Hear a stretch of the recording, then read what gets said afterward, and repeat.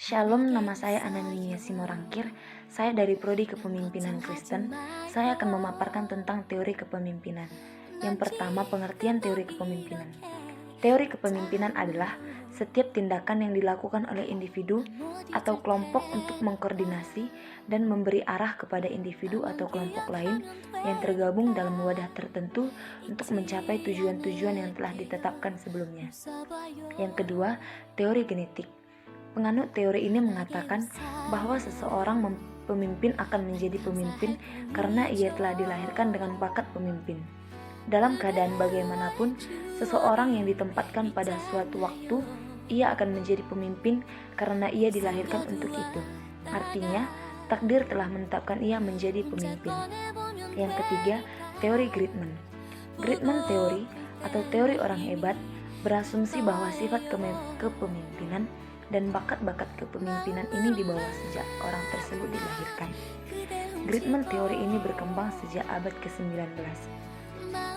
Konsep kepemimpinan dalam teori orang besar adalah atribut tertentu yang melekat pada diri pemimpin atau sifat personal yang membedakan pemimpin dari pengikutnya. Teori ini secara garis besar merupakan penjelasan tentang orang besar atau pahlawan dengan pengaruh individualnya berupa karisma, intelijensi, kebijaksanaan, atau dalam bidang politik tentang pengaruh kekuasaannya yang berdampak terhadap sejarah. Yang kelima, teori sifat. Teori sifat atau trait theory mempercayai bahwa orang yang dilahirkan atau dilatih dengan kepribadian tertentu akan menjadikan mereka unggul dalam peran kepemimpinan. Artinya, kualitas kepribadian tertentu seperti keberanian, kecerdasan, pengetahuan, kecakapan, daya tanggap, imajinasi, fisik, kreativitas, rasa tanggung jawab, disiplin, dan nilai-nilai lainnya dapat membuat seseorang menjadi pemimpin yang baik. Menurut penelitian dari MC Cole dan Lombardo pada tahun 1983, terdapat 4 sifat kepribadian utama yang menjadi penentu keberhasilan atau kegagalan seorang pemimpin. Yang pertama, stabilitas dan ketenangan emosional. Tenang, percaya diri dan dapat diprediksi, terutama pada saat mengalami tekanan. Yang kedua, mengakui kesalahan. Tidak menutupi kesalahan yang telah dibuat, tetapi mengakui kesalahan tersebut. Yang ketiga, keterampilan interpersonal yang baik, mampu berkomunikasi dan meyakinkan orang lain tanpa menggunakan taktik yang negatif dan paksaan. 4. Pengetahuan yang luas atau intelektual, mampu memahami berbagai bidang daripada hanya memahami bidang-bidang tertentu ataupun pengetahuan tertentu saja. 5. Teori perilaku. Teori perilaku disebut juga dengan teori sosial dan merupakan sanggahan terhadap teori genetis. Pemimpin itu harus disiapkan, dididik, dan dibentuk, tidak dilahirkan begitu saja, atau leaders are made, not born. Setiap orang bisa menjadi pemimpin melalui usaha penyiapan dan pendidikan serta dorongan oleh kemauan sendiri. Dasar pemikiran pada teori ini adalah kepemimpinan merupakan perilaku seorang individu ketika melakukan kegiatan pengarahan suatu kelompok ke arah pencapaian tujuan. Teori ini memandang bahwa kepemimpinan dapat dipelajari dari pola tingkah laku dan bukan dari sifat-sifat atau traits seorang pemimpin. Pemimpin mempunyai deskripsi perilaku.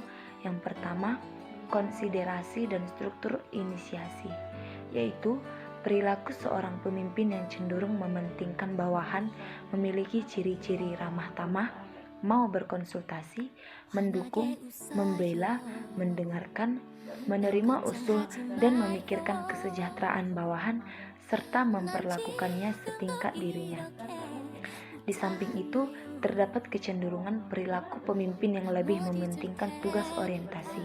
Yang kedua, berorientasi kepada bawahan dan produksi.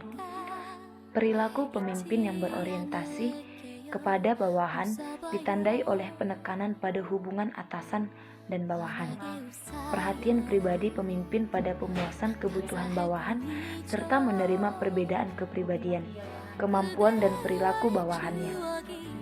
Sedangkan perilaku pemimpin yang berorientasi pada produksi memiliki kecenderungan penekanan pada segi teknis pekerjaan, pengutamaan penyelenggaraan, dan penyelesaian tugas serta pencapaian tujuan.